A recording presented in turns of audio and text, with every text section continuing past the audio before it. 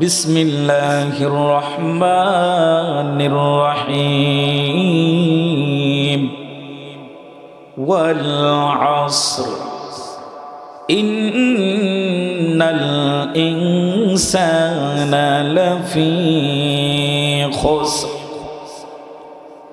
হযরত আবু বকর রাদিয়াল্লাহু আনহু তার ওই কাফির সঙ্গী, তার সাথে ব্যবসায়ী ছিল, তার নাম ছিল কালাদা। সে যখন বলল, আবু বকর গো, আপনি ক্ষতিগ্রস্ত হচ্ছেন, ব্যবসায় ক্ষতিগ্রস্ত হচ্ছেন, তখন রব্বুল আলামিন এর প্রতিবাদ জানিয়ে এই সূরা নাজিল করে দিলেন। না না, যারা ঈমান গ্রহণ করেছে, এই সূরার মধ্যে 4টি গুণওয়ালা ব্যক্তি যারা রয়েছে, পৃথিবীর মধ্যে যাদের কাছে এই গুণগুলা পাওয়া যায়, ওই সমস্ত ব্যক্তিবর্গরা পৃথিবীর মানুষের মধ্যে শ্রেষ্ঠ, তারা কখনোই ক্ষতিগ্রস্ত না। আল্লাহ জানায় দিলেন ওয়াল আসর, সময়ের কসম, যুগের কসম। আল্লামা জালালউদ্দিন মুহাল্লিক বিভিন্ন মুফাসসিরিনে কেরামগণ বিভিন্ন ব্যাখ্যা করেছেন। কেহ বলেছেন যুগের কসম খেয়েছেন আল্লাহ, কেহ বলেছেন সকাল থেকে নিয়ে আসরের পূর্ব পর্যন্ত এর কসম খেয়েছেন। জালালউদ্দিন মুহাল্লিক রাহিমাহুল্লাহ তিনি বলেন রব্বুল আলামিন তথা আসরের সালাত, আসরের সময় মুহূর্তের কসম খেয়েছেন। তথাপি যুগের সময়ের যাই হোক না কেন, রব্বুল আলামিন যখন কোনো গুরুত্বপূর্ণ কোনো বিধানের কথা মানুষকে জানায়া দিতে চান, যখন কোনো গুরুত্বপূর্ণ কোনো বক্তব্য আল্লাহ পৃথিবীবাসীর জন্য তিনি বর্ণনা করতে চান, তখন তিনি তার বিভিন্ন সৃষ্টির কসম খেয়ে বলেন। যেমন করে কোরআনের মধ্যে এসেছে সূরা দুহা, ওয়াদ-দুহা ওয়াল-লাইলি ইযা সাজা। আরো বলেছেন ওয়াল-লাইলি ইযা সাজা ওয়াস-সামাই যাতিল বুরুজ ওয়াল-ইয়াউমিল মাউউদ। রব্বুল আলামিন যখন পৃথিবীবাসীর জন্য কোনো গুরুত্বপূর্ণ বিধান বর্ণনা করতে চান, পৃথিবীর মানুষের জন্য কোনো কল্যাণের বক্তব্য যখন তিনি বর্ণনা করতে চান, তখন আল্লাহ বিভিন্ন বিষয়ের, তার মখলুকের বিভিন্ন বিষয়ের কসম খান। কসমকে বোঝাতে চান এই মুহূর্তে যেই বিষয়টা বর্ণনা করা হবে, ওই বিষয়টা খুবই খুবই গুরুত্বপূর্ণ। তার মাঝে মানুষের জন্য সবচাইতে গুরুত্বপূর্ণ একটা বিষয়ের নাম, তা হলো সময়। সময়ের খুবই মূল্য। আল্লাহ সময়ের কসম খেলেন।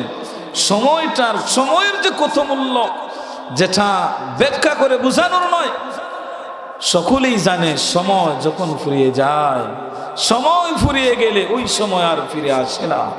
আপনি এখন চাইলেই আপনার ওই শৈশবে, ওই যুবকে, ওই কৈশোরে আপনি ফিরে যেতে পারবেন না। সময়ের এত গুরুত্বপূর্ণ। এই জন্য জ্ঞানীদের কথা হলো সময়কে কাজে লাগাও। কারণ যেই সেকেন্ড, যেই মিনিট, যেই ঘন্টা, যেই দিন, যেই সপ্তাহ, যেই মাসগুলা চলে যাচ্ছে, তুমি আর চাইলে আর ফিরে পাবে না। এই জন্য সময়ের কসম করে আল্লাহ বুঝাইতে চাইলেন, ও ইমানদার এবং মুমিন মুসলমানেরা, সময়টা তোমাদের জন্য খুবই গুরুত্বপূর্ণ। কেননা তোমাকে অল্প সময় দান করা হয়েছে, অল্প সময়ের মধ্যে তুমি আখিরাতকে অর্জন করতে হবে, ঠিক কি না? অল্প সময়ের মধ্যে আখিরাত অর্জন করা। এই জন্য আল্লাহ সময়ের গুরুত্ব বোঝানোর জন্য ওয়াল আসর বলে সময়ের কসম খেয়েছেন, যুগের কসম খেয়েছেন। একটা উদাহরণ দিয়ে আরো সহজ হয়ে যাবে সময়ের যে কত মূল্য। পৃথিবীর মধ্যে মায়ের গর্ভ থেকে যখন একটা বাচ্চা জন্ম নিয়েছে, সে পৃথিবীর মধ্যে আসা মাত্র কান্না করেছে। কান্না করার পর পৃথিবী থেকে বিদায় নিল। আরেকটি বাচ্চা ওই ঠিক 10 মাস 10 দিন তার পূর্ণ হয়েছে, মায়ের গর্ভে ইন্তেকাল করেছে। এই দুই বাচ্চার ইসলাম দুই রকম বিধান দিয়েছি। যেই বাচ্চা পৃথিবীতে আসার পর কান্না করেছে, স্বপ্ন করেছে, তারপর ইন্তেকাল করেছে, ওই বাচ্চার জন্য বিধান হলো তাকে গোসল দিয়া কাফন পরায়া জানাজার নামাজ পড়ে তাকে কবরে রাখা হবে। কিন্তু পৃথিবীতে আসে নাই, পৃথিবীতে কোনো শব্দ নাই, মায়ের গর্ভে ইন্তেকাল করেছে, ইসলাম মাসআলা বলে দিয়েছি ওই ব্যক্তির আর জানাজার, ওই বাচ্চার আর জানাজার প্রয়োজন নাই, এমনিতেই তাকে দাফন করা হবে। সামান্য সময়ের ব্যবধানে একটি বাচ্চা পৃথিবীতে আসলো, জাস্ট কান্না করেছে, ইন্তেকাল করেছে, মাসআলা বলে তার জানাজা পড়া লাগবে, কাফন দাফন করানো লাগবে। কিন্তু মায়ের গর্ভে মারা গেছে, ওই বাচ্চার আর জানাজার প্রয়োজন নাই। সময়ের ব্যবধানে বাচ্চার জানাজার নামাজ যখন পড়ানো হয়, আর পুরুষের তথা বালিগ ব্যক্তির জানাজার নামাজ ভিন্ন দোয়া, ভিন্ন মোনাজাত। মানুষ যখন বালিগ, ইমাম যখন বালিগ মানুষের জানাজা পড়ান, তখন দোয়া পড়েন আল্লাহুম্মা গফির লি হাইয়িনা ওয়া মাইয়িতিনা ওয়া শাহিদিনা ওয়া গায়িবিনা ওয়া সগীরিনা ওয়া কাবীরিনা পড়ে কিনা। এর অর্থ আল্লাহ আমাদেরকে ক্ষমা করো, আমাদের মুর্দেগানদেরকে ক্ষমা করো, ওই মুর্দাকে ক্ষমা করো, সুবহানাল্লাহ। কিন্তু যখন একটা বাচ্চার জানাজার নামাজ পড়া হয়, ওখানের মধ্যে ক্ষমা প্রার্থনা করা হয় না, শাফিয়া ওয়া মুশাফিয়া, বরং এখানের মধ্যে বলা হয় আল্লাহ কিয়ামতের ময়দানে তার সুপারিশ আমাদের জন্য গ্রহণ করিও, সুবহানাল্লাহ। কেননা সে নিষ্পাপ, সে নিষ্পাপ। দেখেন সময়ের ব্যবধানে একজনের জানাজার নামাজে তার জন্য ক্ষমা প্রার্থনা, সময়ের ব্যবধানে বালিগ না হয়ে মাসুম অবস্থায় ইন্তেকাল করেছে, ওই ব্যক্তির জন্য, ওই ব্যক্তির উসিলায় শাফাত কামনা করা। কেননা মাসুম বাচ্চারা তারা প্রত্যেকটা জান্নাতি হয়ে যায়। সময়ের ব্যবধান, সময়ের যে কতটুকু গুরুত্বপূর্ণ, সময় যে কতটুকু গুরুত্বপূর্ণ, সময়টা যে মানুষের কাছে কতটুকু গুরুত্বপূর্ণ। মানুষ যখন কোনো মুসিবতে পড়ে, মানুষ যখন অসুস্থ হয়, তখন মানুষ বুঝে সময়টা যায় না।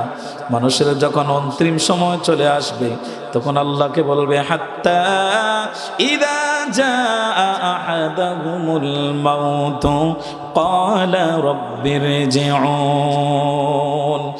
যখন সময় একবারে শেষ কিনারা চলে আসবে, তখন আল্লাহকে বলবে আল্লাহ নেক আমল করতে পারি নাই, একটু সুযোগ দাও, যে আমলগুলা করতে পারি নাই ওই আমলগুলা যেন আবার করে আসতে পারে। সাকারাত মুহূর্ত সময় বান্দা বলতে থাকবে আল্লাহ, বা ব্যাখ্যা করেছেন কবরস্থ হওয়ার পরে এইভাবে বলতে থাকবে রবকে আল্লাহ। আলিম ওলামারা কত ব্যাখ্যা করেছে, আমাদেরকে কত ওয়াজ শুনিয়েছে, জুমার মসজিদে আলোচনা করেছে, মাহফিলে আলোচনা করেছে, আমরা শুনি নাই, গুরুত্ব দেই নাই। একটু যদি সুযোগ দিতা আবার পৃথিবীতে যাইতাম, আবার গিয়ে নেক আমল করে আসতে পারতাম, নেক আমল করতাম। লাআল্লি আমালু সালিহা ফিমা তারাকতু কাল্লা। আল্লাহ গো আবার যদি আমাকে ফিরাইয়া দিতেন, তাহলে যে আমলগুলা তরক করেছি, যেই নামাজ পড়ার কথা ছিল, যেই রোজা রাখার কথা ছিল, আবার ওই আমলগুলা করে আসতাম। তখন আল্লাহ বলবেন কাল্লা ফিমা তারাকতু কাল্লা ইন্নাহা কালিমাতুন। রব্বুল আলামিন বলেন না না, সময় আর নাই, সময় শেষ, বহু সময় দেওয়া হয়েছে, এটা তো তোমার কথার কথা, ফিরাইয়া দিলেও তুমি যেমন তেমনই থাকবা, পরিবর্তন হবা না। তাহলে সময় এই যে গুরুত্বপূর্ণ সময়, ওই সময় যাওয়ার পর বোঝা যাইবে ওই সময়ের যে কতটুকু মূল্য। পরীক্ষার হলে যখন স্টুডেন্ট যায়, কেমনেই 3 ঘন্টা চলে যায়, তখন বোঝা যায় এই সময়টার যেন কত মূল্য। যদি আরো 10 মিনিট হতো, যদি আরো আধা ঘন্টা হতো, তাহলে আরো প্রশ্ন লিখতে পারতাম। ইমানদার মুমিন যারা, তারা এই চিন্তা করে যদি আরো একটু সময় পাইতাম, আরো অনেক আমল করতাম, আরো অনেক আমল করতাম। যাই হোক, একটু ইঙ্গিতে বুঝলাম সময়ের যে কতটুকু আল্লাহর কাছে মূল্য, কত দাম। আল্লাহ রাব্বুল আলামিন ওই গুরুত্বপূর্ণ সময় যুগের কসম কে বলছেন, ওয়াল আসরি ইন্নাল ইনসানা লাফি খুসর। আল্লাহ বলেন যুগের কসম, সময়ের কসম, আসরের কসম, ইন্নাল ইনসানা লাফি খুসর। মানুষগুলা ক্ষতিগ্রস্তের মধ্যে, মানুষগুলা ক্ষতিগ্রস্তের মধ্যে। ইন্নাল ইনসান, ইনসান শব্দ দ্বারা পৃথিবীর মধ্যে যত মানুষ সবাইকে বলা হয়েছে মানুষ ক্ষতিগ্রস্তের মধ্যে, মানুষ ক্ষতিগ্রস্তের মধ্যে। আল্লাহ বলেছেন মানুষ ক্ষতিগ্রস্ত। আল্লাহ বলতেছেন মানুষ ক্ষতিগ্রস্তের মধ্যে আছে, মানুষ ধ্বংসের মধ্যে আছে, মানুষ লসের মধ্যে আছে। আসলে আমরা ক্ষতিগ্রস্তের মধ্যে। এই যে সামনে উল্লেখিত যে 4 গুণ, এই গুণ ব্যতীত আমরা সবাই ক্ষতিগ্রস্তে আছি, আমরা সবাই ধ্বংসে আছি, আমরা সবাই লসে আছি। কেননা সময়ের মূল্য যথার্থ না দিয়া সময়কে গ্রহণ করতেছি না, কাজে লাগাতে যে কাজে লাগাই নাই, কাজে লাগাতে পারতেছি না, এই জন্য আমরা ক্ষতিগ্রস্তের মধ্যে আছি, আমরা লসে আছি। আমল না করার কারণে আমরা লসে আছি, ইমানের মতন ইমান গ্রহণ না করার কারণে আমরা লসে আছি, আমরা সময়টাকে অতিবাহিত করতেছি, এই জন্য মানুষগুলা লসে আছে। কারণ মানুষদেরকে চতুর্দিক মানুষদেরকে ফিতনায় আক্রমণ করে আছে, ফিতনায় গ্রাম করে আছে, এই জন্য মানুষ খুবই খুবই ক্ষতিগ্রস্তের মধ্যে আছে। রব্বুল আলামিন বলেন দুনিয়ার মানুষ ক্ষতিগ্রস্তে, তারপরে জবাব দিচ্ছেন আল্লাহ, ইল্লাল্লাযীনা আমানু, এরা ব্যতীত দুনিয়ার মানুষ ক্ষতিগ্রস্তে, কিন্তু যারা ঈমান এনেছে তারা বাদে। সুবহানাল্লাহ। আল্লাহ পৃথক করে দিলেন। সর্বপ্রথম বললেন মানুষগুলা ক্ষতিগ্রস্তে আছে, ধ্বংসে আছে, লসে আছে, কিন্তু শেষ পর্যায়ে আল্লাহ সমাধান দিচ্ছেন ইল্লাল্লাযীনা আমানু, এরা বাদে, এরা ক্ষতিগ্রস্তের মধ্যে নাই, এরা লসে নাই, যারা ঈমান এনেছি। আসলে আমরা ঈমানদার, আমরা কি ঈমানদার, আমরা ঈমানদার, আমরা ঈমান এনেছি আল্লাহর উপর, রসুলকে বিশ্বাস করেছি, রসুলের আনিত বিধানকে বিশ্বাস করেছি, এই জন্য আমরা ঈমানদার। ঠিক তদ্রুপ পৃথিবীর মধ্যে যত মানুষগুলা ঈমানওয়ালা হয়েছে, বিশ্বাসী হয়েছে, মানুষদের থেকে সম্পূর্ণ তারা আলাদা হয়ে গেছে, ওই সমস্ত মানুষগুলা ক্ষতিগ্রস্তের মধ্যে। ঈমানওয়ালা আমরা প্রত্যেকে আমাদেরকে ঈমানদার বলে, বিশ্বাসী বলে আমরা আমাদেরকে নিজেরকে চালাই, নিজেরকে বুঝাইতে চাই। এলাকার মধ্যে, মহল্লার মধ্যে, দেশের মধ্যে আমি সবচাইতে বড় ঈমানদার, আমি সবচাইতে বড় ঈমানদার। ঈমানদার, ঈমানের একটু সংজ্ঞা দেই। দেখবেন পৃথিবীর মধ্যে বহু মানুষ আছে, বহু মানুষ আছে ঈমান কিসকো কাতে, কাকে ঈমান বলে এখনো সে জানে না। ঈমানদার কাকে বলে এখনো সে জানে না, কারণ ঈমান আনার পর যে বিষয়গুলা এগুলা তার কাছে পাওয়া যায় না, তাহলে ঈমান আছে বলে বোঝাও যায় না। ঈমান আনার পর দেখেন বলেন عن ابن عمر رضي الله عنه قال قال رسول الله صلى الله عليه وسلم بني الإسلام على 5 شهادة لا إله إلا الله وأن محمدا عبده ورسوله وإقام الصلاة وإيتاء الزكاة والحج وصوم رمضان سبحان الله। রব্বুল আলামিন বলেন ইসলামের ভিত্তি হলো 5টি ভিত্তির উপর ইসলাম দাঁড়িয়েছে।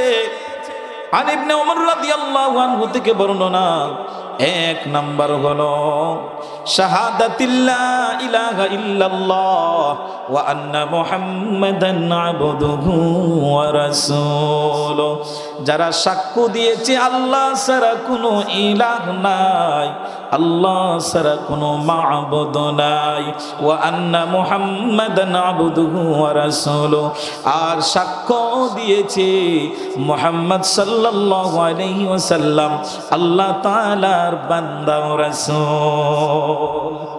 ঈমানদারদের পরিচয়, ঈমানদার হলো তারা যারা সাক্ষ্য দিয়েছে আল্লাহ ছাড়া কোনো ইলাহ নাই, মুহাম্মদ সাল্লাল্লাহু আলাইহি ওয়াসাল্লাম আল্লাহ তাআলার বান্দা ও রাসূল।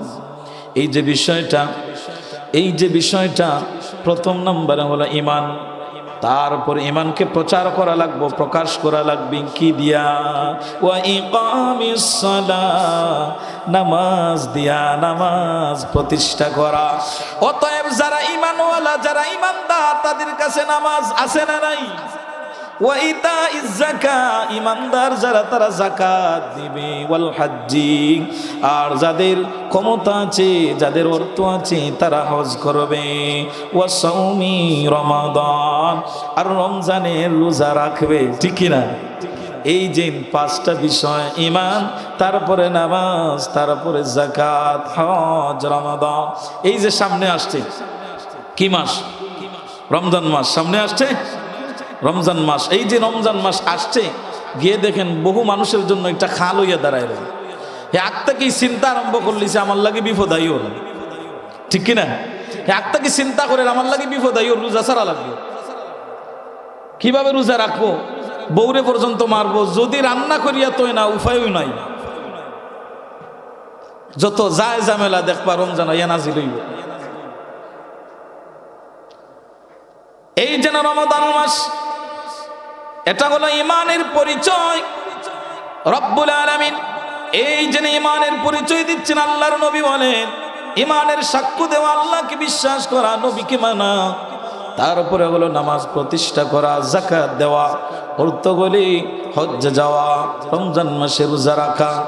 এই দিন চারটা ইবাদতের কথা, একটা হলো ঈমান, আর ইবাদতের কথা হলো চারটা। একটা হলো সিয়াম, আরেকটি হলো নামাজ। এই দুইটা হলো বদনিয়া। তো তা এই দুইটার জন্য মানুষের জিসিমের প্রয়োজন হয়। এই দুইটার বিধান হলো ধনী গরিব, ফকির মিসকিন, রাজা প্রজা, যারা ঈমান এনেছে, ঈমানওয়ালাদের জন্য, প্রত্যেক মুসলিম ব্যক্তির জন্য ফরজ। আর ওয়াল হজ্জি ওয়া ইতাইজ যাকাত, এই দুইটা হলো যারা মালে নিসাব যাদের আছে এদের জন্য। দুইটা হলো রাজা প্রজা, এতিম মিসকিন ফকির সবার জন্য। আর দুইটা হলো যাদের সম্পদ আছে তাদের জন্য। এই যে বিষয়গুলা, বুনিয়াল ইসলাম আলা খামসিন শাহাদাতিল্লা ইলাহা ইল্লাল্লাহ ওয়া আন্না মুহাম্মাদান আবদুহু ওয়া রাসূলুহু ওয়া ইকামিস সালাহ ওয়া ইতাইজ যাকাত ওয়াল হজ্জি ওয়া সাওমি রমাদান।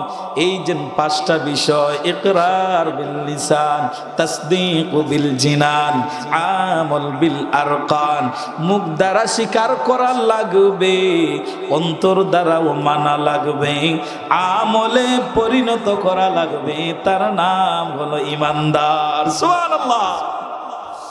মুখ দ্বারা স্বীকার করা লাগবে, অন্তর দ্বারাও পরিপূর্ণ বিশ্বাস করা লাগবে যেটা আল্লাহর বিধান আমাদের জন্য। আর আমল দ্বারা প্রকাশ করা লাগবে যে আমি আসলে একজন ঈমানদার, আমার নামাজের প্রয়োজন আছে, আমার রোজা রাখার প্রয়োজন আছে। আমলের মধ্যে প্রকাশ করা লাগবে আমি একজন ঈমানদার। ঈমানের পরিচয় দিলাম। এই জন্য সমাজের মধ্যে বহু নারী আছে, বহু পুরুষ আছে, তাদের জন্য অপরিহার্য জানা ঈমান কাকে বলে, ইসলাম কাকে বলে। ঈমানের পরে আরো কাজ আছে। রব্বুল আলামিন বলেন, ইয়া আইয়ুহাল্লাযীনা আমানু দুখুলু ফিস-সিলমি কাফা। আল্লাহ ডাক দিয়া বলেন, ও ঈমানদারেরা, তোমরা যারা ঈমান এনেছো, তোমরা যারা বিশ্বাসী, তোমরা যারা ঈমানওয়ালা, ঈমান আনার পরে শেষ না, তোমাদের জন্য হুকুম হলো উদখুলু ফিস-সিলমি কাফা। ঈমান এনেছো, ঈমান আনার পর তোমাদের প্রতি আবারও হুকুম হলো পরিপূর্ণভাবে ইসলামে দাখিল হয়ে যাও। এখন আপনি আপনার ঈমানদার বলে পরিচয় করাইরা, আমি তো একজন ঈমানদার, আমি একজন মুসলমান, আমার বাবা ইসলাম উদ্দিন, আমার বাবা আজির উদ্দিন, সব দিনের ঘরের সন্তান আমি তো মুসলমানও, আমি তো ঈমানদারও। তাহলে আল্লাহ আবার কেন বললেন উদখুলু ফিস-সিলমি কাফা? তুমি পরিপূর্ণভাবে ইসলামে দাখিল হও। কেন বললেন? এই আয়াতের শানে নুজুলে যদি যাই, কিছু কিছু মুসলমানরা নবী থাকা সত্ত্বে, নবী থাকা অবস্থায় তারা ইসলাম গ্রহণ করেছিলেন। ইসলাম গ্রহণ করার পর আমার নবীকে বললেন, ইয়া রাসূলুল্লাহ, আমরা আমাদের বাপ দাদার ধর্মচারীরা ইসলাম গ্রহণ করছি, আমাদের একটা অনুমতি দেন না, মাঝে মাঝে আমরা ওই ধর্ম মানি। নাউজুবিল্লাহ। তখন আল্লাহ জানায় দিলেন, হবে না, হবে না।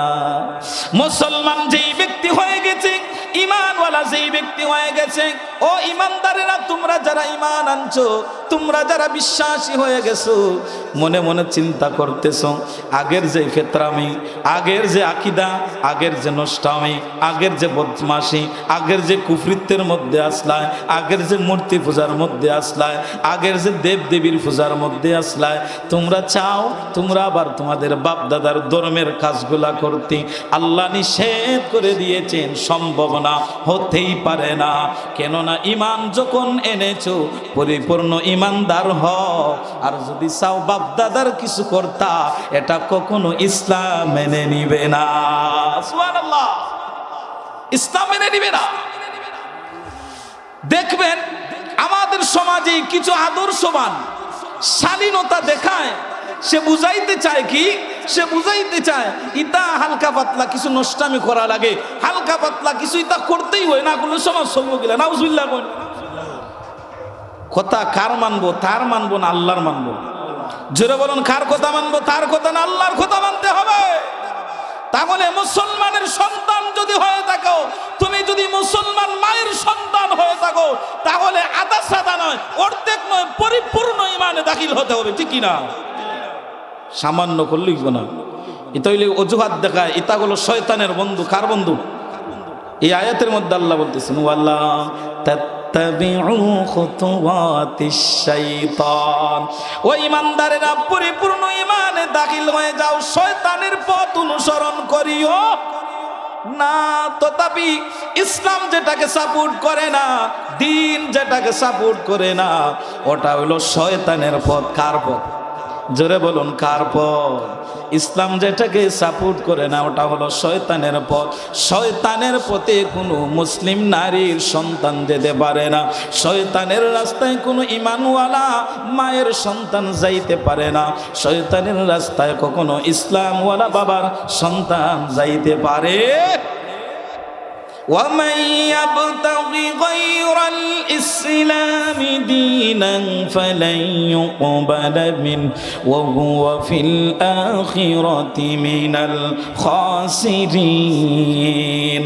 রব্বুল আলামিন বলেন, ও পৃথিবীবাসী, তোমরা যারা ঈমান এনেছো, ওয়ামান ইয়াবতাগি গায়রাল ইসলাম, ইসলাম ব্যতীত, ইসলাম বাদ দিয়া, যেটা ইসলামে সমর্থন করে না, যেটা ইসলামে হালাল করে না, যেটা ইসলামে জায়েজ করে না, যদি ওই কাজগুলা তোমরা করো, যদি ওই কাজগুলা অনুসরণ করো, তথা খ্রিস্টানদের কাজ, ইহুদিদের কাজ, নাসারাদের কাজ, হিন্দুদের কাজ, মুসলমান হয়ে যদি তুমি পশ্চিমা দেশের সংস্কৃতি, ওই হিন্দু রাষ্ট্র ভারত দেশের সংস্কৃতি তোমার মধ্যে তুমি কায়েম করতে চাও, মুমিনদের মধ্যে তুমি ছড়াইয়া দিতে চাও, আল্লাহ রাব্বুল আলামিন বলেন, ওয়ামান ইয়াবতাগি গায়রাল ইসলাম, ইসলাম ব্যতীত তুমি যা করবা, যদিও ইসলাম উদ্দিনের সন্তান, যদিও আজির উদ্দিনের সন্তান, যদিও ইমাম উদ্দিনের সন্তান, ইসলাম এলাও করবে না। বরংস তোমরা দুনিয়া আখিরাতে ক্ষতিগ্রস্ত। কার কথা?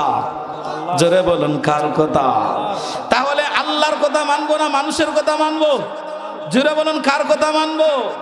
তাহলে মানুষকে বুঝাই তা হালকা পাতলা কিছু হইতো, ওইটা তো যাইতো, ওইটা হইতো না। না, আল্লাহ বলতেছেন তুমি ক্ষতিগ্রস্ত। ওয়া হুয়া ফিল আখিরাতি মিনাল খাসিরিন। এই জাহাল সংস্কার কররা যতই ফতোয়াবাদী করো না কেন, যতই উল্টা পাল্টা বুঝাইয়া মানুষকে বুঝাও না কেন, কোরআন, ইসলাম, আল্লাহর নবী সমর্থন করে না। আর যেই কাজ ইসলাম, দিন ইসলাম সমর্থন করে না, ওই কাজ ডিঙ্গাইয়া করার নাম হলো মূর্খতা। এটা মুসলমান ইমানদারের কাজ হতে পারে।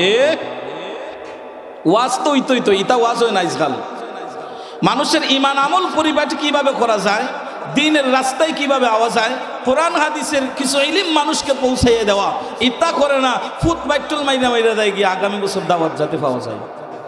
পরিস্থিতি আমরা লাগানো হয়ে গেছে, এই জন্য কোনো কাজ হয় না, মানুষের পরিবর্তন নাই। কি নাই? পরিবর্তন নাই সমাজ। কত ওয়াজ মাহফিল হইল, কত তাফসির মাহফিল হইল, হোক আছেন আপনার এলাকাতে, এই এলাকাতে কত মাহফিল হয়েছে। ফজর রক্ত একজন মুসল্লি বারসননি মসজিদ, আপনার আর জানা মতে এত তাফসির এত ওয়াজ চলেন, আমার জানা মতে তো দেখি না ফজর রক্ত একজন মুসল্লি বারসন করি, তাহলে হেদায়ত হইছে নি? অথচ ইমানের পরেই প্রথম নাম্বার স্থান হলো নামাজের। ইমানের পরেই যে ইবাদতের কথা সেটার নাম হলো সালাত, নামাজ। নামাজ নামাজ নাই, কোন দিকে আজান পড়ে, কোন দিন শুক্রবার যায়, ইতার লোকে কোনো লোক নাই। আর কাফির কুফার খ্রিস্টানদের ইতাআত করার জন্য পাগল হয়ে গেছে, সমাজের মানুষকে ওই রাস্তায় নিয়ে যায়। অথচ আল্লাহ কি বলেন? ইন্নাল্লাযীনা ইউহিব্বুনা আন তাশিআল ফাহিশা। রব্বুল আলামিন বলেন, নিশ্চয়ই যারা ইমানদারদের সমাজের মধ্যে অশ্লীলতা প্রচার করে, ইল্লাল্লাযীনা আমানু লাহুম আযাবুন আলীমুন ফিদ দুনিয়া ওয়াল আখিরা ওয়া লাহুম আযাবুন আলীম। তোমার কোনো ফতোয়া চলবে না, তোমার কোনো তাল বাহানা চলবে না, যতই ঘুরাইয়া মানুষকে বুঝাও না কেন, যত কিছুই করো না কেন, যতই উজরত তুমি দেখাও না কেন, রব্বুল আলামিন বলেছেন ইন্নাল্লাযীনা ইউহিব্বুনা আন তাশিআল ফাহিশা। ইমানদারদের সমাজের মধ্যে যারা ফাহিশা, যারা মন্দকে বিস্তার করবে, মন্দের দিকে আহ্বান করবে, মন্দের দিকে দাওয়াত দিবে, ইমানদারদের সমাজের মধ্যে অশ্লীলতা ছড়াইবে, রব্বুল আলামিন বলেছেন ওয়ালাহুম আযাবুন আলীম, তাদের জন্য অপেক্ষা করতেছে দুনিয়া আখিরাতেও নির্লজ্জতা, দুনিয়া আখিরাতেও ধ্বংস এবং কঠিন যন্ত্রণাদায়ক শাস্তি। কার কথা? জোরে বলুন, কার কথা? তাহলে আল্লাহর কথা কিঞ্চিত পরিমাণ, জাররা পরিমাণ মিথ্যা হতে পারে না। তাহলে ইমানের পরিচয়, কতটুক ইমান আছে আমি যদি নিজেকে একটু যাচাই বাছাই করি, আমার কতটুক ইমান আছে আমি নিজেই বুঝতে পারবো ইমানটা কতটুক। যেই ইমানে মসজিদে নিতে পারে না, যেই ইমানে রমজানে রোজা রাখাইতে পারে না, যেই ইমানে অশ্লীলতা থেকে তোমাকে ফিরায় রাখতে পারে না, বোঝা যায় ইমান আর কতটুক আছে। ঠিক কিনা? এমনি মাপা যায় ইমানটা কতটুক। রব্বুল আলামিন বলেন, পৃথিবীর মানুষ ক্ষতিগ্রস্তের মধ্যে, পৃথিবীর মানুষ ধ্বংসের মধ্যে, পৃথিবীর মানুষ লসের মধ্যে। 4 গুণওয়ালা ব্যক্তি বাদে, তার মধ্যে ইল্লাল্লাযীনা আমানু, যারা ঈমান এনেছি। পৃথিবীবাসী সবাই ক্ষতিগ্রস্ত, সবাই লসের মধ্যে, কিন্তু তারা ক্ষতিগ্রস্ত না যারা আমল করেছে। নেক আমল কোনটা? নেক আমল কোনটা?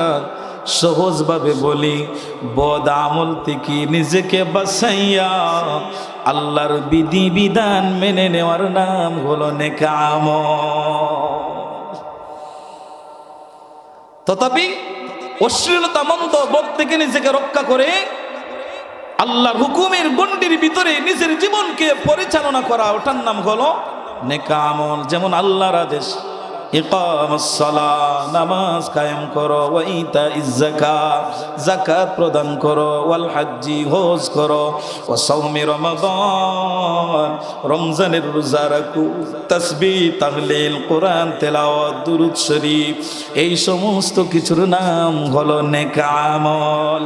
ঈমান আনার পর যেই ব্যক্তি নেক আমল করে, তো তা আমলে সালেহ, ভালো আমল করে রব্বুল আলামিন তাদের জন্য ঘোষণা দিচ্ছেন, ইন্নাল্লাযীনা আমানু ওয়া আমিলুস সালিহাতি কানাত লাহুম জান্নাতুল ফিরদাউসি নুজুলা।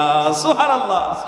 রব্বুল আলামিন বলেন, নিশ্চয়ই যারা ঈমান এনেছে আল্লাহকে বিশ্বাস করেছে, ওয়া আমিলুস সালিহাত, আর নেক আমল করেছে, তাদের জন্য রব্বুল আলামিন জান্নাতুল ফেরদাউসের ব্যবস্থা করে রেখেছেন, যেখানে চিরস্থায়ীভাবে ওই ঈমানওয়ালা আমলে সালেহ চিরস্থায়ীভাবে থাকবে। ওখান থেকে আল্লাহ তাদেরকে আর উত্তোলন করবে না। খালিদিনা ফিহা লা ইয়াবগুনা আনহা হিওয়ালা, ওখানের মধ্যে তারা চিরস্থায়ীভাবে থাকবে, তাদেরকে কোনো ডিস্টার্ব দেওয়া হবে না, তাদেরকে এখান থেকে উত্তোলন করা হবে না। যত নাজ নিয়ামত ঈমানওয়ালা নেককার সালিহিন এদেরকে আল্লাহ দান করে দিবেন। সুবহানাল্লাহ। তাহলে এক নাম্বার গুণ হলো ঈমান। ঈমানের পরে হলো যারা আমলে সালেহ করে, তথাপি নামাজ পড়ে, নামাজের বড় গুরুত্ব। নামাজটা চেষ্টা করবেন নামাজ না ছাড়ার, চেষ্টা করবেন নামাজ কায়েম করার।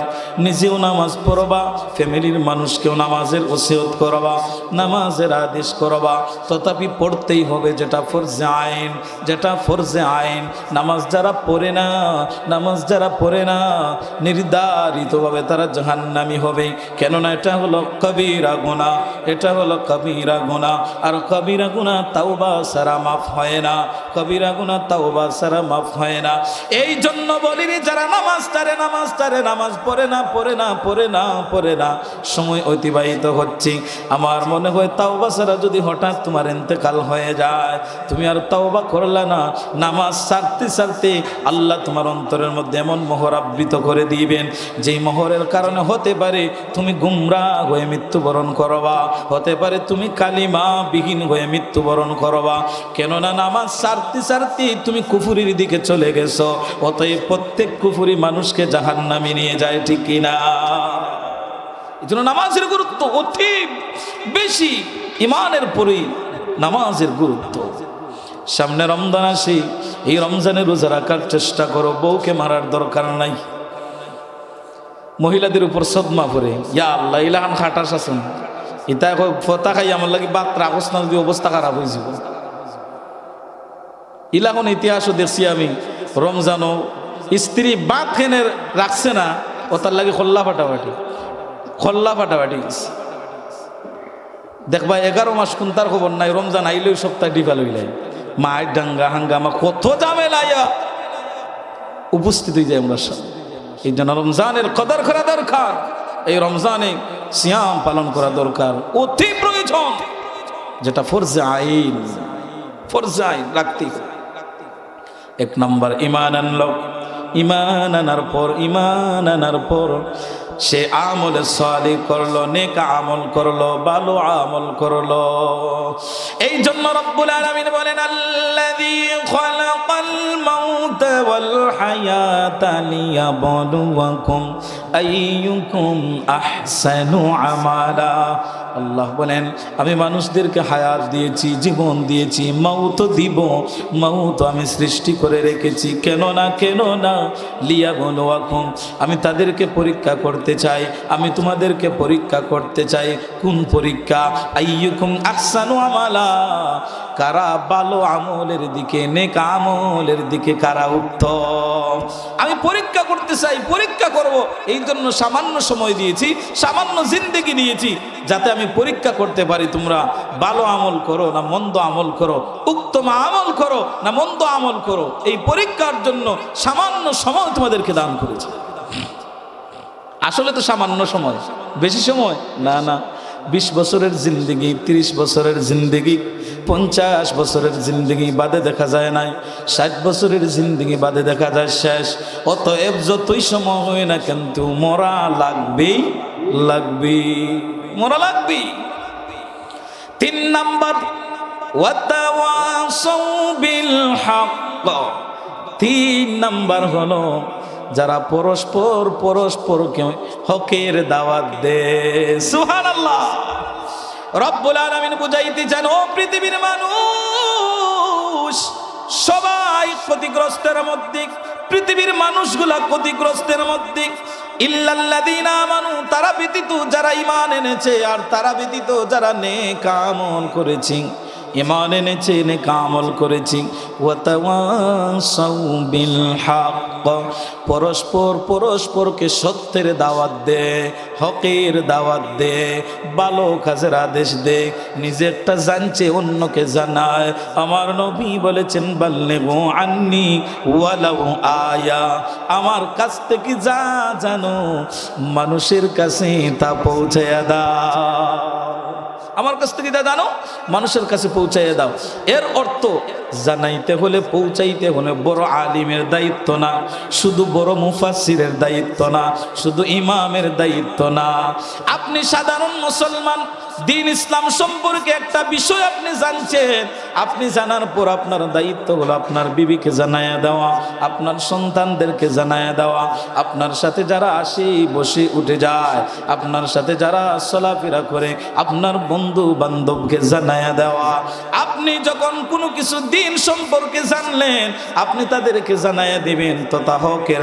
তোমরা যারা পরস্পরকে হকের দাওয়াত দেয়, হকের দাওয়াত দেয়, দ্বীনের দাওয়াত দেয়, ইসলামের দাওয়াত দেয়, একটা মাসআলা শিখেছে ওই মাসআলা মানুষকে জানায়া দেয়। অতএব এটা যেই কেউ করতে পারে, যে জানে সে আরেকজনকে জানাইবে। এতে বড় মুফাসসিরের প্রয়োজন না, এতে বড় মুহাদ্দিসের প্রয়োজন না, এতে শুধুমাত্র মসজিদের ইমামের প্রয়োজন না, এতে শুধুমাত্র মাদ্রাসার শিক্ষকের প্রয়োজন না। আপনি ওযু জানছেন, আরেকজনকে জানান। আপনি জানেন ওটা হারাম, এটা থেকে আপনি আরেকজনকে ফিরাইয়া রাখেন, এটাও আপনার দায়িত্ব আছে না? না, এটাও আপনার দায়িত্ব, আপনি এটা করতে হবে। রব্বুল আলামিন বলেন ومن أحسن قولا ممن دعا إلى الله وعمل صالحا وقال إنني من المسلمين। আল্লাহ রাব্বুল আলামিন বলেন ওই ব্যক্তির চেয়ে কে উত্তম হতে পারে, ওই ব্যক্তির চেয়ে কে শ্রেষ্ঠ হতে পারে যারা নেক আমল করে আর মানুষদেরকে সত্যের দিকে আহ্বান করে, মানুষদেরকে হকের দিকে আহ্বান করে, মানুষদেরকে সৎ রাস্তার দিকে আহ্বান করে। ওই ব্যক্তির চেয়ে আর কে উত্তম হতে পারে? ওমান আহসানু কাওলাম মিম্মান দাআ ইলাল্লাহ, যারা আল্লাহর দিকে মানুষকে আহ্বান করে, আল্লাহর দিকে যারা আহ্বান করে, আল্লাহ বলতেছেন ওই ব্যক্তির চেয়ে আর কে উত্তম হতে পারে? এই জন্য এই যে দেশের আলিম এবং ওলামারা, এরা হলো জাতির খান্ডারি। আল্লাহ এদেরকে বাহির করেছেন জাতির কল্যাণের জন্য। এরা মানুষদেরকে হকের দাওয়াত দিবে, এরা মানুষদেরকে সত্যের দাওয়াত দিবে, এরা মানুষদেরকে ভালো কাজের আদেশ দিবে। ঠিক কি না? আল্লাহ বলেছেন কুনতুম খায়রা উম্মাতিন উখরিজাত লিন-নাস, উখরিজাত লিন-নাসি তা'মুরুনা বিল মা'রুফি ওয়া তানহাউনা আনিল মুনকার। সুবহানাল্লাহ। আমরা তো কোরআন পড়ি না, বুঝি না, কোরআন কি আছে তাও জানি না। যদি মাসআলা একটা বিপক্ষে চলে যায় আরো কত সমালোচনা করি। আল্লাহ বলতেছেন কুনতুম খায়রা উম্মাতিন উখরিজাত লিন-নাস, তোমাদেরকে মানুষের কল্যাণের জন্য বাহির করা হয়েছে। ও দুনিয়ার মানুষ, ও মানুষ সকল, তোমাদেরকে মানুষের কল্যাণের জন্য বাহির করা হয়েছে। তাহলে আল্লাহ আমাদেরকে কিসের জন্য তৈরি করেছেন? কল্যাণের জন্য। আমাদেরকে মানুষের কল্যাণে আসে, মানুষের কল্যাণের জন্য আল্লাহ আমাদেরকে বাহির করেছেন। তা'মুরুনা বিল মা'রুফ। বন্ধুরে আমার, আল্লাহ বলতেছেন তোমাদেরকে মানুষের কল্যাণের জন্য বাহির করা হয়েছে।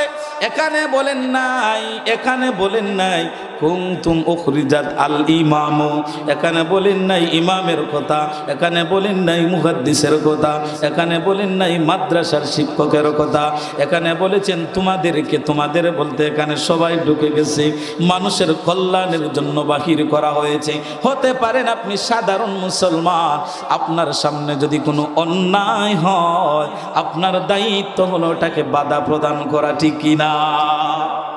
কারণ মানুষের কল্যাণের জন্য বাহির করা হয়েছে। আল্লাহ বলতেছেন তা'মুরুনা বিল মা'রুফ, তোমরা কেন না এই জন্য মানুষের কল্যাণে বাহির করা হয়েছে, তোমরা মানুষদেরকে সৎ কাজের আদেশ করবে, ভালো কাজের আদেশ দিবে, মানুষদেরকে ভালো পথ দেখাবে, মানুষদেরকে হেদায়েতের রাস্তা বলে দিবে, মানুষদেরকে নামাজের কথা বলবে, মানুষদেরকে হজ্জের কথা বলবে, যাকাতের কথা বলবে। রোজা রাখে না, রোজা রাখার কথা মানুষকে বুঝাইবে। মানুষের কল্যাণের জন্য, এই সমস্ত ভালো কাজের আদেশ দেওয়ার জন্য আল্লাহ আমাদেরকে তৈরি করেছেন। সুবহানাল্লাহ। উম্মাতান, কত সুন্দর করে শব্দটা ব্যবহার করেছেন। এই তোমাদের জাতিকে মানুষের কল্যাণের জন্য বাহির করা হয়েছে। আর এই আয়াতে আল্লাহ বলতেছেন ওয়াতাওয়াসাউ বিল হক, ওয়াতাওয়াসাউ বিল হক। এর অর্থ হলো তোমরা পরস্পরকে হকের কথা বলবে, কল্যাণের কথা বলবে, তোমরা পরস্পরকে দ্বীনের দাওয়াত দিবে, তোমরা সৎ কাজের আদেশ করবে, অসৎ কাজ থেকে নিষেধ করবে। ঠিক কিনা? কিন্তু আফসোসের বিষয় হলো আমাদের আজকে একদল মুসলমান নামধারী যারা নিজেকে মুসলমান পরিচয় দেয়, নিজের বাবার পরিচয় মুসলমান বলে দাবি করে, নিজের মায়ের পরিচয় মুসলমান বলে দাবি করে, কিন্তু মরে মরে ইহুদি এবং খ্রিস্টানদের এজেন্ট হয়ে আছে, ওই নষ্টদের এজেন্ট হয়ে তারা চায় এই দেশের আলিম উলামাদের কণ্ঠকে স্তব্ধ করে দিতে। সাবধান, কখনোই অতীতেও পারে নাই, ভবিষ্যতেও এই পৃথিবীর এই বাংলার হক্কানি আলিমদের কণ্ঠকে তুমি স্তব্ধ করতে পারবা না। হকের দাওয়াতের কথা কে বলেছেন? জোরে বলেন, হকের দাওয়াতের কথা কে বলেছেন? হকের কথা কে আদেশ করেছেন? আল্লাহ বলতেছেন এরা ক্ষতিগ্রস্ত না যারা পরস্পরকে হকের আদেশ দেয়, সত্যের আদেশ দেয়। হক এমন একটা বিষয়, কুল জাআল হক ওয়া যাহাকাল বাতিল ইন্নাল বাতিলা কানা যাহুকা। হক এমন একটা সৎ, হক এমন একটা শক্তি যেটা বাতিলের বিপরীত, যার বিপরীত শব্দ হলো বাতিল। হক এসেছে, শাহজালাল এই জমিনে এসেছেন, হক চলে আসছে, শাহজালাল এই জমিনে আসছে, বাতিলরা পলায়ন করতে বাধ্য হয়েছে। ঠিক কিনা? নমরুদ এসেছে, নবী ইব্রাহিম এসেছেন, বাতিল পলায়ন করতে বাধ্য হয়েছে। ঠিক কিনা? ফেরাউন এসেছিল বাতিল হয়ে, ওইদিকে আল্লাহ মুসা নবীকে পাঠিয়ে দিলেন, স্তব্ধ করে দাও, বাতিল পলায়ন করেছে। যেখানে হকের আগমন ওখান থেকে বাতিল পলায়ন করে। সুবহানাল্লাহ। হকের সামনে বাতিলের কোনো স্থায়িত্ব অতীতেও ঠিকে নাই, ভবিষ্যতেও টিকবে না। যতই কুমন্তর আর বেড়াজাল তুমি পাতো না কেন, হকের আওয়াজকে এই বাংলার জমিন থেকে তুমি স্তব্ধ করতে পারবে না। হকের আওয়াজকে স্তব্ধ করা সম্ভব নয়, কেননা হকের পক্ষে কে আছেন? আল্লাহ আছেন। হকের পক্ষে কে আছেন? হকের পক্ষে হক্কানি মানুষও আছে। ঠিক কিনা? চতুর্থ নাম্বার, আল্লাহ রাব্বুল আলামিন বলেন, ও দুনিয়াবাসী, ও পৃথিবীর মানুষ, তোমরা ক্ষতিগ্রস্ত। তারা বাদে ইল্লাল্লাযীনা আমানু, এক নাম্বার হলো যারা ঈমানদার, যারা বিশ্বাসী। ওয়া আমিলুস সালিহাত, যারা নেক আমল করে। ওয়া তাওয়াসাউ বিল হক, আর যারা পরস্পরকে হকের আহ্বান করে। সুবহানাল্লাহ। বিসসাবর ওয়া তাওয়াসাউ বিসসাবর। আর চতুর্থ নম্বরে তারা ক্ষতিগ্রস্ত না যারা পরস্পরকে ধৈর্যের আহ্বান করে, ধৈর্যের দাওয়াত দে, সবরের দাওয়াত দে। মুফাসসিরিনে কেরামগণ বলেছেন কোন সবরের কথা, একটু খুলাসা করি, সহজ হয়ে যাবে। এটা হলো আপনার সামনে নর্তকী, আপনার সামনে জিনার কাজ, আপনার সামনে বেবিচারের কাজ, আপনার সামনে গান বাজনা, আপনার সামনে অশ্লীলতা তথা মন্দ কাজ চলতেছে, আপনি চাচ্ছেন সুদ খাইতে কিন্তু আল্লাহর ডরে খাইতে পারতেছেন না, আপনি চাচ্ছেন মন্দ কাজের দিকে দাবিত হতে কিন্তু পারতেছেন না, ওই দিকে যাচ্ছেন না। মুফাসসিরিনে কেরামগণ বলেছেন এটা হলো ধৈর্যের পরিচয়। অতএব ইমানদারদেরকে তোমরা পরস্পরকে ধৈর্যের দাওয়াত দেও, সবরের দাওয়াত দেও। ওরে আমার বন্ধু, এই গান বাজনা তোমার সামনে হচ্ছে, যাইও না, ধৈর্য ধরো, আল্লাহ তোমার জন্য উত্তম ব্যবস্থা রেখেছেন। সুবহানাল্লাহ।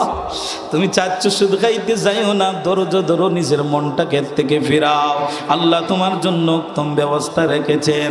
তুমি চাচ্ছ অশ্লীলতার দিকে যাইতে, কিন্তু নিজের মনটারে ধৈর্য ধরিয়া সবর করাইয়া নিজে সবর হইয়া বই গেছ, সবর করে লিছ, ধৈর্য ধরে লিছ, ওই মন্দে তুমি যাও নাই, ওই অশ্লীলতায় তুমি যাও নাই, ওই নর্তকী অনুষ্ঠানে তুমি যাও নাই, ওই গান বাজনায় অনুষ্ঠানে যাও নাই।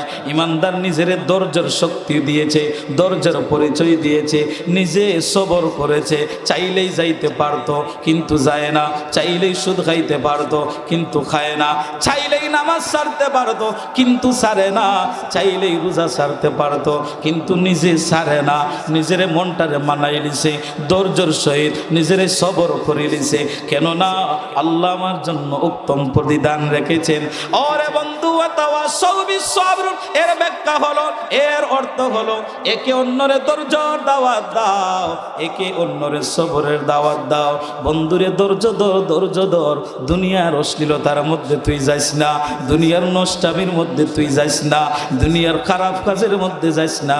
নিজের নফস রে বোঝায়, নিজের মন রে বোঝায়। এই জন্য তো আমার আল্লাহ বলেছেন, কদ আফলাহা মান যাক্কাহা, ওই ব্যক্তি অবশ্যই সফল কাম হয়ে গেছে, অবশ্যই ওই ব্যক্তি সফল কাম হয়ে গেছে যে নিজের নফসকে পবিত্র করেছে। সুবহানাল্লাহ। নিজের নফসকে যে বাছাইয়া রাখছে মন্দ কাজ থেকে, নিজের নফসকে যে পবিত্রতা অর্জন করেছে, পবিত্র বানাইছে, ওই ব্যক্তি সফল কাম। ঠিক কিনা?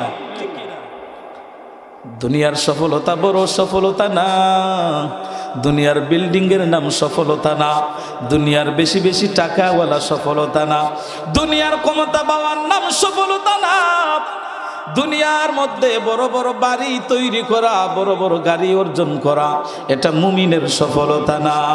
মুমিনের সফলতা হলো আখিরাতের সফলতা। ঠিক কিনা?